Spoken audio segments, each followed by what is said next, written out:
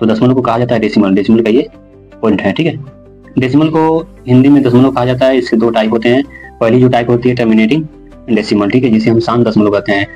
जो संख्या अपूर्ण रूप से विभाजित हो जाए उसे हम लोग टर्मिनेटिंग डेसिमल कहते हैं, ठीक है। जो कि 0.5 एक टर्मिनेटिंग डेसिमल है। यहाँ भी एक एग्जांपल है 0.87, ठीक है, 13.489, ये हमारे टर्मिनेटिंग डेसिमल है। दूसरा जो होता है नॉन टर्मिनेटिंग डेसिमल, ठीक है, जिसे हम लोग आसान दशमलव कहते हैं। जो संख्या विभाजित न हो, वो बार बार संख्या रिपीट हो, उसे हम लोग नॉन टर्मिनेटिंग डेसिमल कहते हैं, ठीक है। और संख्या कोई भी हो सकती है, जैसे 0.567777, ठीक है, इनफिनाइट तक कोई भी संख्या, ठीक है। नॉन टर्मिनेटिंग डेसिमल के दो भाग होते हैं। पहला होता है non terminating S repeating decimal, ठीक है, वो संख्या विभाजित नहीं होगी पर एक संख्या बार बार रिपीट होगी, जिसे हम लोग कहते हैं अशांत आवर्ती दशमलव, ठीक है, non terminating S repeating decimal को। एग्जांपल में है 0.4444, ये इनफिनाइट तक हमारा जाएगा अनंत तक, ठीक है, बार बार रिपीट हो रही है 4, ठीक है, इसलिए 4 है। सेकंड में non terminating S non repeating decimal, अशांत अनावृत्ति दशमलव, ठीक है, वो संख्या विभाजित नहीं होगी पर 2-3 संख्याएं बार बार रिपीट होगी, जैसे 0.811 256 256, ये 3 संख्या बार बार रिपीट हो रही है अनंत तक, ठीक है। तो आज हम लोग हेडिंग डालेंगे टर्मिनेटिंग डेसिमल, ठीक है। किसके बारे में? टर्मिनेटिंग डेसिमल के बारे में हम लोग सीखते हैं।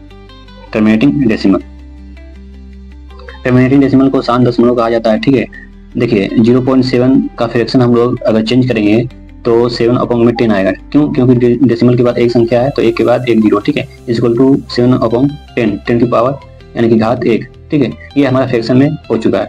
यहीं सेकेंड में आप देखेंगे कि सेकेंड में यहाँ 8.53 को हम लोग फ्रैक्शन में चेंज करना है, ठीक है। इन संख्याओं को लिखेंगे, फिर 1 डालेंगे, 1 के बाद कितनी संख्या है तो 2 संख्या है तो 2 जीरो, ठीक है।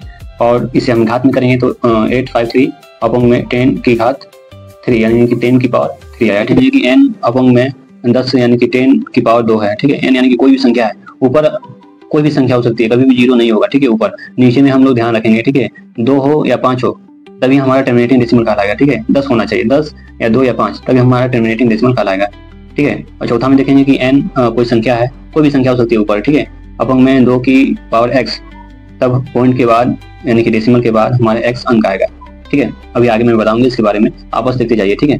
यहाँ जो दिया है n/2 की पावर y, तो डेसिमल के बाद y होना चाहिए। हमें है n अपॉन में 2 की पावर 20 इंटू 5 की पावर 13 है, ठीक है, इक्वल टू में पॉइंट के बाद 20 अंक होंगे, क्योंकि नीचे में हम लोग देखते हैं कि जिसकी पावर सबसे अधिक होती है ना, जिसकी पावर सबसे अधिक होती है उसी को लिया जाता है, ठीक है। तो इसकी पावर जो है क्या है, सबसे अधिक है 20 है, ठीक है, 20 अंक होंगे, ठीक है, डेसिमल के बाद। नोट पे हम ध्यान रखेंगे कि कोई संख्या ऊपर दी गई है, ठीक है, अपॉन में नीचे में 2 की पावर x और 5 की पावर y और 2 की पावर x इंटू 5 की पावर y, यानी कि 2 और 5 का कॉम्बिनेशन होना चाहिए, तभी हम उसे टर्मिनेटिंग डेसिमल बना पाएंगे, ठीक है।